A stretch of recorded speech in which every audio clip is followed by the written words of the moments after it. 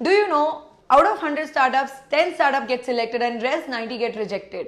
And अगर हम 90% की बात करें उसमें से 65% ऑफ स्टार्टअप होते हैं जो रिजेक्ट होते हैं रॉन्ग पिच की वजह से या रॉन्ग प्रैक्टिस ऑफ पिच की वजह से. And no matter if they are cash positive or cash negative, because mostly are cash positive and still they are not selected by the investors. Hi, this is Priyanka Mandani, founder of Easy to Pitch, telling you on this journey from startup 0 to 1 कि कैसे हमें startup challenges solve करने हैं और हमें क्या क्या चीजों का ध्यान रखना है जब हम पिचिंग के लिए जा रहे हैं. आज का topic is in the continuation of the last episode कि हमें ये पता चल गया कि पिचिंग बहुत इंपॉर्टेंट होता है और क्यों इंपॉर्टेंट होता है और क्या क्या चीजें हमें ध्यान में रखनी चाहिए जब हम पिचिंग की बात कर रहे हो या एज अ फाउंडर जब हम पिचिंग कर रहे हो. अभी जैसे मैंने आपको लास्ट एपिसोड में बताया कि वर्बल पिच बहुत इंपॉर्टेंट होता है, प्रिपेयर करना पहले, उसके बाद हमें सोचना चाहिए कि पिच डेक क्या है, बिजनेस प्लान क्या है. According to me, your pitch deck acts as a supporting actor.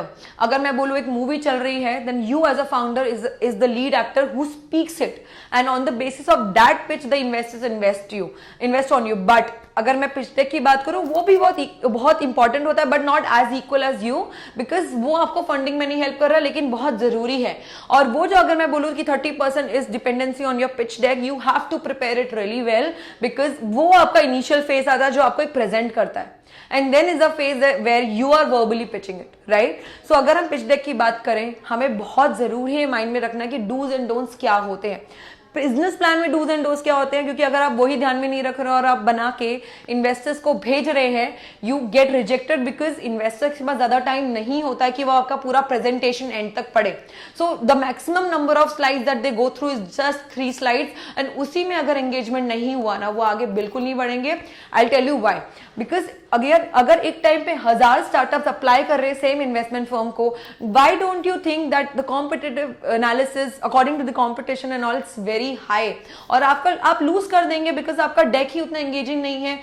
क्योंकि अगर वो 10 स्टार्टअप सिलेक्ट हो रहे हैं तो उनमें वो एंगेजमेंट है कि वो स्टार्टअप स्टोरी उभर के आ रही है उस प्रेजेंटेशन में जब आप अवेलेबल नहीं है. As a founder I agree कि हमें बहुत सारे घंटे भी मिल जाए, वो भी कम है जहां पे हम अपने स्टार्टअप जर्नी के बारे में बोल सकते हैं, लेकिन इन्वेस्टर्स के पास तो उतना टाइम नहीं होता है. तो वही स्टोरी जब हम पिच डेक में डालते हैं, हमको ध्यान रखना है कि हम वो लिमिटेड कंटेंट में डालें. So now I'll talk about the don'ts of the pitch deck or business plan. Whenever you are making a business plan or pitch deck, मैं आपको टेम्पलेट नहीं बताऊंगी बिकॉज आपको टेम्पलेट गूगल में कहीं से मिल जाएगा कि 8 से 11 स्लाइड होते हैं जब आप अपना स्टार्टअप स्टोरी बनाते हैं. But ensure that anybody who is asking you your business plan just confirm कि मैं पिच डेक भेजूं या business plan, because there is a thin difference. Because pitch deck is an what you say teaser of your business plan. So it will be great if you are sending something to anybody, give a scope of the person coming back to you and asking questions. तभी आप business plan मत भेजिए करिए, उनको पूछने दीजिए या उनसे पूछिए कि उनको क्या चाहिए, right. And template as I said is easily available on the Google, but वो टेम्पलेट यूज करने के बाद फिर भी रिजेक्शंस होते हैं. Because I get to talk to the founders, वो कहते हैं कि Airbnb वाला डेक मैंने यूज किया है, मैंने Uber का डेक यूज किया है in making the presentation, my startup presentation, but that is not always acceptable. आपका यूनिकनेस ही नहीं है उसमें.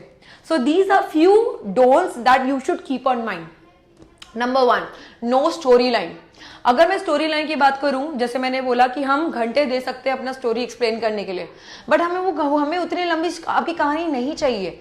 स्टोरी लाइन का मतलब ये होता है जो भी आप पुट कर रहे हैं as a content should be synced with everything that is coming next और वुड बी बिफोर, राइट. अगर मैं अभी कुछ बोल रही हूं तो मैं जरूर ध्यान रखूंगी मैं नेक्स्ट जो बोलने वाली वो सिंक्ड हो, या जो मैंने लास्ट बोला वो सिंक्ड हो.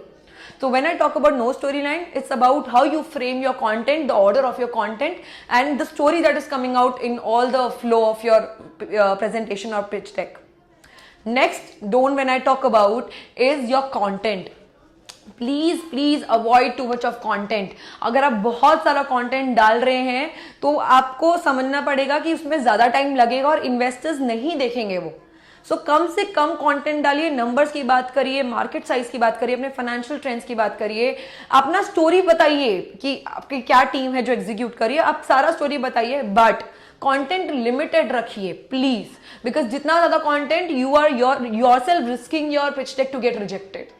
कम से कम रखिए, क्लियर रखिए, क्लीन रखिए। अगर मैं क्लीन की बात हो जाती हूँ, डिजाइन बहुत फैंसी होना चाहिए या बहुत सारा उसमें करना चाहिए एफर्ट्स। डिजाइन में आपको ज्यादा एफर्ट्स करने की जरूरत नहीं है। It's just that there should be professionalism, there should be calmness, soothingness, कि अगर आप एक प्रेजेंटेशन, एक स्लाइड में अगर आप 2 लाइन भी लिख रहे हो, वेदर इट्स अ कोट और it's a thank you thing और इट्स योर लोगो और tag line, you don't need much of the design. It has to have a sophistication, बहुत सिंपल, बहुत क्लीन में होना चाहिए, ठीक है। तो अगर डिजाइन की बात करते हैं तो डिजाइन का मतलब ये नहीं है कि आप बहुत सारे वो आर्टिस्टिक चीजें यूज करिए या ग्राफिक्स यूज करिए, बिल्कुल आप आइकन्स यूज करिए। अगर आपको लग रहा है कि आपके these are the points, the solutions that you are bringing up, these are problem that you are bringing up, you comprise it into icons, why not, we can do that. We can shorten up the story using design, but in a very professional design way. If you cannot do it, it's good to outsource them. Why? Because आप भी time waste करेंगे, इससे अच्छा time बचाइए and take guidance of an expert. Then comes to the next zone of the list is your financial valuation. So I'll talk about the financial valuation, market size, market research, and what are the wrong things that you do when it comes to technical stuff. अभी हमने content की बात किया, design की बात किया, technical stuff के अगर मैं बोल रही हूँ तो ये बहुत इंपॉर्टेंट चीजें हैं जिसकी वजह से रिजेक्शन होता है। जैसे अगर आपका फाइनेंशियल वैल्यूएशन हो गया, फाइनेंशियल वैल्यूएशन में बहुत इंपॉर्टेंट है कि आपके जो नंबर्स हैं वो बहुत अच्छे से प्रेजेंटेड है, बिकॉज अगर आप गलत वैल्यूएशन बता रहे हैं, you are proving yourself wrong, because the investor also have a CA, they will definitely go back and check your financial valuation and your growth. अगर आपके पास पता है कि आपके नेगेटिव में भी आपके अभी ट्रैक्शन चल रहे हैं तो not a problem, be honest with your investor, because अगर आप अभी ऑनेस्ट नहीं होंगे तो बाद में होना पड़ेगा। तो अच्छा है कि आप अभी ऑनेस्टी दिखाइए, और माइनस में है तो माइनस में नंबर दिखाइए। कभी भी आप अपने नंबर से प्लीज मत खेलेगा, because in the end they will ask you a sheet and get it reviewed by the expert. So be truthful and honest in with your numbers and financial valuations, and very important to put your financial projections. अगर आपके पास 0 sales है, कोई बात नहीं, आप project करिए कि मैं 3 साल में इतना कर दूंगा, चाहे फंड्स मिले या नहीं मिले। You have to do that even if you at idea stage. आप आइडिया स्टेज में है तो भी आप एक्सपेंस शीट तो बनाएंगे, राइट? तभी तो आप इन्वेस्टर को दिखा रहे मैंने आइडिया के बाद नेक्स्ट स्टेज पे ले जाने के लिए ये शीट्स बनाए हैं, right? So financial valuation is important everywhere, no matter what stage you are. So do not play with numbers or put wrong numbers, because they would be verified and then you might lose the opportunity. Then the very next important thing when it comes to DON is the market size and market research. पहले बिल्कुल time होता था जब आपसे पूछा जा रहा how big is your market, but right now investors are not looking for how big is your market, because we know that you will talk about your time. जैसे मैंने आपको लास्ट एपिसोड में समझाया टाइम सैम क्या होता है। Talk about your SOM, talk about your market share, कि मेरा इतना मार्केट शेयर होगा नेक्स्ट 5 ईयर्स में या 2 ईयर्स में या 8 ईयर्स में। ये मत बोलिए कि मैं इतना मार्केट मेरा साइज बढ़ा है, बिल्कुल अब टाइम सम बताएंगे, बट आप कितना मार्केट रिसर्च में कर रहे हैं वो भी आप बताएंगे। Similarly in competition, talk about yourself more.